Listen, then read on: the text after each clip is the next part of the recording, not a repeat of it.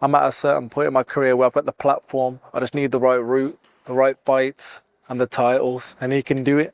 Matchroom can do it, so it made sense. Breaking news, Ben Whittaker signs with Matchroom and Eddie Hearn. Now, this is the news that has been reported by the Ring magazine, and that was 2 hours ago. And actually, the title of this on the website is Ben Whittaker inks long-term promotional deal with Matchroom. Now, this is quite an interesting news for Matchroom, but is a massive blow for Ben Shalom and his deal with the BBC, because Ben Whittaker, like him or loathe him, he's entertaining for those that think he's entertaining, and he's annoying for those that think he's annoying. So he's sort of a Marmite sort of character. But recently, I have been wondering, where is Ben Whittaker? Like, seriously, I was going to make a video and I was going to get you guys' thoughts on Ben Whittaker and why, since his win against Liam Cameron, the second win, where, you know, he stopped Liam Cameron quite early and it was a statement win, I thought that Ben Whittaker would then kick on in his career, right? Have more fights and really establish himself in the division and in boxing as a major player. And he went really quiet. And then all of a sudden, just today, it has been announced that Ben Whittaker has signed with Matchroom and Eddie Hearn. Now, I think we saw or we heard some rumours going around that Eddie Hearn was trying to sign Ben Whittaker. And I think at that time, he was in contract with Boxer and Ben Shalom. So there was a few instances where I think Ben Shalom had insinuated that he was going to take legal action if Eddie Hearn had approached Ben Whittaker then, because of course he was under contract.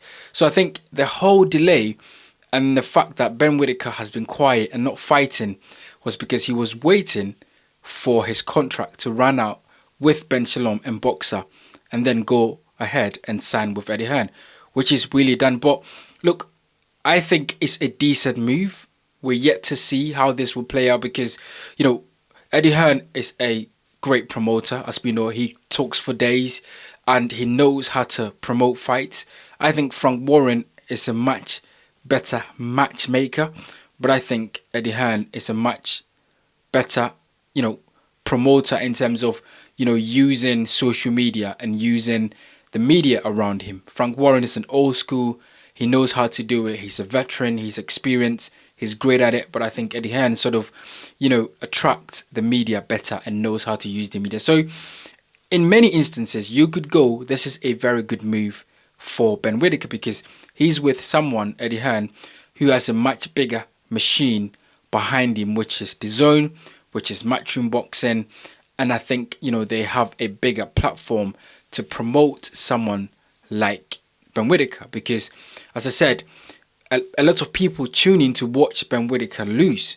Although some people do tune in to watch him win, some do tune in to watch him lose. And it reminds me of, you know, Floyd Mayweather, when, you know, people wanted to see Floyd Mayweather lose. So people will like tune in, watch him, and whether he loses or win, he makes a lot of money.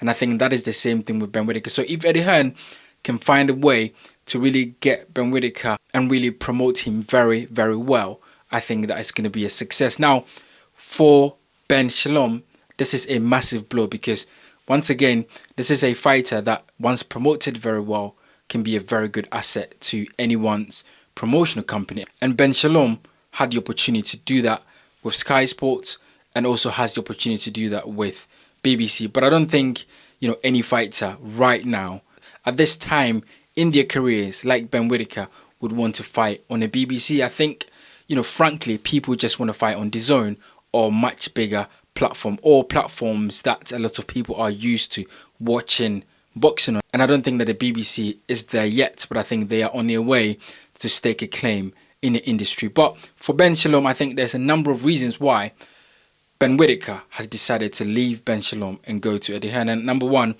you know, Ben Shalom made one of the most serious errors that you can ever make in a contract in his fight against Liam Cameron in the second fight, where, you know, instead of a 10-round fight, they made a mistake and made the fight a 12-round fight, which Ben Whittaker had not gone 12 round before. So that was really, really bad on Ben Shalom's side. And actually, he had to pay Liam Cameron some money to be able to get the fight to be a 10-round fight. And I think that is a rookie mistake that he shouldn't have made. And then number two, Ben Shalom's contract with Sky Sports was not renewed. And therefore, someone like Ben Whittaker would always want to jump ship because he didn't know what was going to be or what Ben Shalom was going to do and how Ben Shalom was going to get him the right fights he needed. So look, it is a good move for Ben Whittaker. It is a good move for Eddie Hearn and Matchroom Boxing. They have a fighter that they can push, and they can push very well because Ben Whittaker is a decent fighter.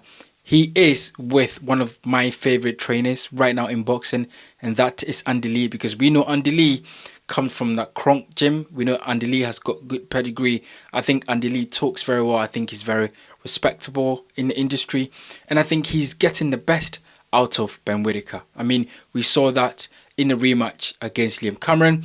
I think he was precise. I think he was decisive. I think he knew what he was doing. There was a match of the showboating going on in that rematch. I think he stuck to the game plan. I think Andy Lee instills a level of discipline in him because Ben Whittaker is one of those fighters that is always going to be, you know, very flashy and you know, try to take the mickey out of his opponents, and he's always going to be that. So he needs a trainer. He needs someone that could bring him down a peg, someone that could keep him humble, keep him focused, and really keep him on the job. And I think that is what Andy Lee is doing. So look, potentially Ben Whittaker could have, you know, some of the best people around him guiding his career, and you know, that should see him kick on and move on. Because as I said earlier in this video, I thought, why is Ben Whittaker gone silent? Why is he not speaking? He needs to keep fighting because the division is wide open, right? And Ben Whittaker, with his style, with the fact that people like and don't like him, I think he can capitalize on that, and he can become a massive name in boxing if he has the right team behind him, the right promotional team, the right training team, and you know, people guiding his career. So look, interesting for Ben Whittaker to join Matchroom and Eddie Hearn, and of course a massive blow for Ben Shalom because he's not able to keep a very, you know, marketable fighter, which is not good for his label and what he's trying to do on BBC at the moment. So look, you guys get in the comment section and let me know what you think about this. Ben Whittaker signs with Eddie Hearn. Ben Shalom in serious trouble. Get in the comment section and let me know what you think about that. My name is Bright. This is the Bright Show Podcast Boxing. Thank you for watching, and I'll see you guys on the next one.